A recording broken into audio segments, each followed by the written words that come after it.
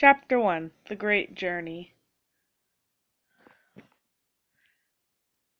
It was morning. The kitty pet was sitting in her house, with her house flock walking around.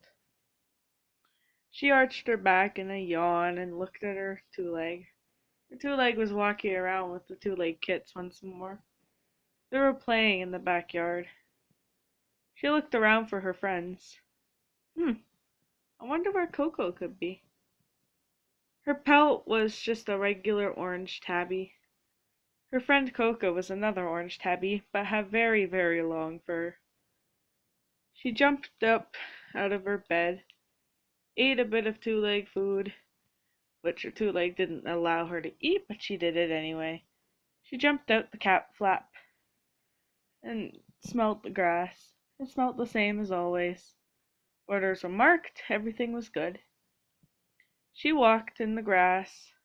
It felt good in between her feet. She looked up at the fence, jumped up and looked around.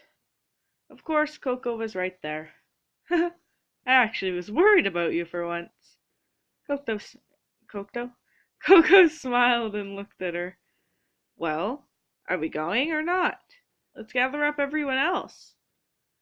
Coco quickly started bounding away in big, graceful leaps. Hey, wait up for me! She ran after Coco. Coco was really fast. They raced through the forest to the other two-leg dens. When they finally reached them, she looked around. Where's Lucky?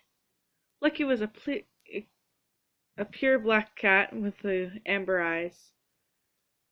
She was looking around and she was in her two-legs den. The carpet felt weird. Of course she must have been upstairs. She clomb up the steps with easy bounds. Lucky, where are you? Lucky quickly jumped up off of the ceiling, landing on her back with a oomph. She quickly spun around in an attack position, spraying at her claws and scratching whatever fink she could find. Lucky suddenly squealed and jumped off. Hey! You actually hit my ear that time! Her ear was bleeding. I'm so sorry. There's a little bit of fur gone from there, and a bit of skin. It was just a little notch. She'd be okay. You're not gonna die, Lucky. You're fine. Say that for yourself, mid-poo. He stared at her with a confused look. Best you can come up with today? All that I can really think of at the moment. So deal with it. She walked off with a sassy sway of her hips. I bet I could beat you guys to Firestone's house. You mean Houseblock's nest? Whatever! She quickly ran down the stairs, almost landing on her face. Coco spun around confused.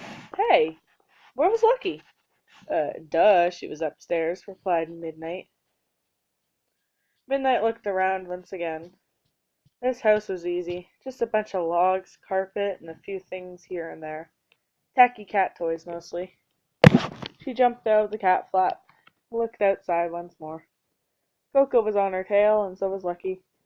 Lucky suddenly bit down on her tail. Meow! She jumped up with 3 feet in the air and spun around and slashed at Lucky's face, missing by a whisker. I'll get you next time. They looked around for a bit. They were looking for Sapphire and Babe's den. I wonder where they could be. They're normally not in the Houseblock's den. They're normally out in the woods and trees trying to catch birds and always landing on their faces and failing. As she heard a meow of distress from the forest, she looked around. She saw a quick flash of beige pelt, or ginger pelt. She looked again. The ginger pelt was flying by over and over. Somebody help! Sapphire lied on the ground. The dark brown cat with the green eyes stared up at them. I'm not dead. Don't worry. Babe's just being a stupid furball. She spat the remark out. Babe looked at her once again. You're alive? Oh my god! She ran over to Sapphire and squeezed her in her paws. I'm so happy you're alive. Oh, that's the fifth time you've fallen today. If I don't die those 5 times, I'm not gonna die this time. She stared at Babe. Suddenly realizing now the other cats were staring at them, she blushed a bit and looked away. Yeah, I'm totally tough. I'm fine. That squeal you heard was the rabbit. I sort of scared it off under a root. She gave nervous chuckles and looked away. Uh-huh, a rabbit, Babe remarked with a cheeky voice. Can you not let me lie for once? Babe looked at her once more with a cheeky look. Maybe it was because you almost died in that hole with the squirrel.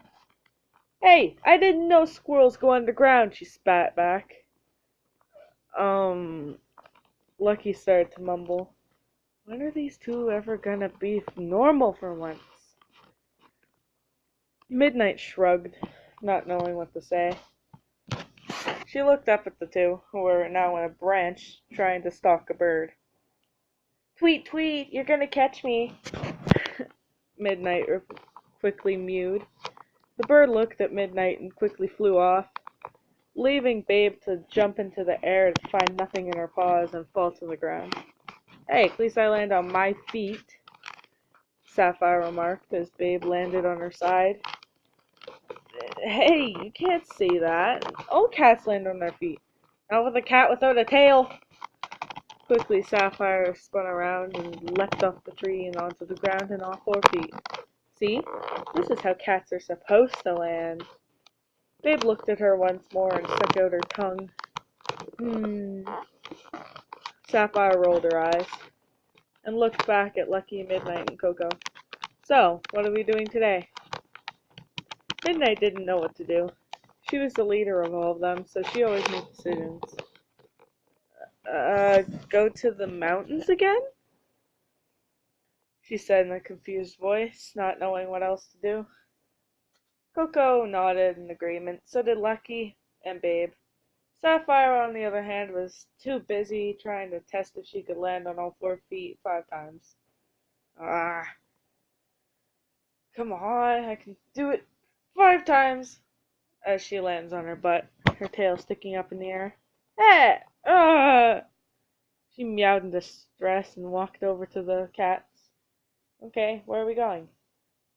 Midnight looked at her. The mountains? Did you not listen to a word I said? Sapphire looked confused. No, actually. Well, to the mountains we go! The cats started padding out into the woods. A few minutes later, they arrived. It was only a bit away, but they made it. At least it wasn't that far. They stared up at the waterfall. So, who wants to go swimming? Asked Babe. No one? No other cats except for you like water. Babe quickly ran up to the waterfall and jumped into the water with a graceful leap. With a splunk and a splash, she came with her head popping up and a fish. So, who said I couldn't hunt? She gave a cheeky look at Sapphire. Sapphire just gave a hoof and looked away. Lucky looked actually curious. Midnight basically read her thoughts. She must want to swim. Or at least try it. Lucky looked at the water and dapped it with her paw, pulling her paw quickly back up to shake it and lick it. What? This stuff is way too much. My two leg never gives me this much water. And it tastes salty. Ugh. She stuck out her tongue and started wiggling it around. Ugh. Trying to grab her paw to scrape off the salt made her tongue more salty because of the salt on it from earlier. She shook her paw and tried to slap it off her tongue once more. She failed. She ended up just dealing with it, but making a few sour faces every now and then. So, what are we gonna do? By the time all this happened, Babe was already up in the waterfall. So, she stuck her head out of the waterfall like a witch. Um, why you guys look so confused? Every cat was standing in awe, as if she was some sort of magical cat. She stuck her paw through. Guys, I'm standing on something behind the waterfall. I'm not magic, you know. She gave a chuckle and stuck her head back in. All you could hear was a muffled mew. Come on, you guys! Every cat looked around. Coco especially bounded up into the rocks. She found a pathway behind it. Everyone followed. Sapphire suddenly looked shocked as the waterfall padded past the waterfall. With a clicking noise, something turned on. She looked around. Midnight flared her nostrils to smell electric. What was this smell? She didn't know what it was, but she didn't want to know at all. She looked around and saw that there were lights. Something lived in here. Something like a human. There was light. There was humans. Normally. They kept padding on, and suddenly they found themselves on a trail. They were in a deep gouge, water flowing on the bottom of them and on the top. They were just in a tunnel, and there was a gouge just up ahead. They padded on it on the side of the gouge, making sure no one slipped. Midnight kept looking behind her over and over. Coco sped up and tried to walk beside Midnight, but decided not to, knowing that it was too narrow. Midnight, where are we going? She mewed curiously. Sapphire nodded in agreement. Where are we going? They looked up as the sky suddenly broke through the rocks. Well, it still seems daylight out. We could keep going and see what's going on. Suddenly, Sapphire bounded up. I can see something. I can see something we could hunt. There was a little brown shape circling around something. I wonder if we could get it. Wait, everyone gathered up. Lucky looked confused. How exactly are we gonna catch that bird? That looks awful big, even though it's pretty far away. They realized that the cliff wasn't that steep. They could climb up if they had to. Midnight hooked her claws, trying to practice jumping. She leapt up and caught a hook of something, or caught a hold of something. It suddenly came loose, and there was something glowing. She wiggled her paw more. It became more loose. Wiggled it more. It suddenly fell to the ground. It was glowing purple. It looked a lot like a crystal. She stared at it. Whoa. She picked it up in her teeth, and suddenly a voice came out of nowhere. Guys, come over here. It was coming from above the gouge. Every cat looked up in astonishment as they saw a spirit-like cat. She quickly clomb up down the rocks to them. You guys know that there's a lot of stuff back there. She pointed with her tail up the gouge and over the mountains. You guys should go there. There's things that'll make you magical. Look at me, I'm a spirit. All I did was get too curious and climb the mountain. And then a cat. It showed me the way.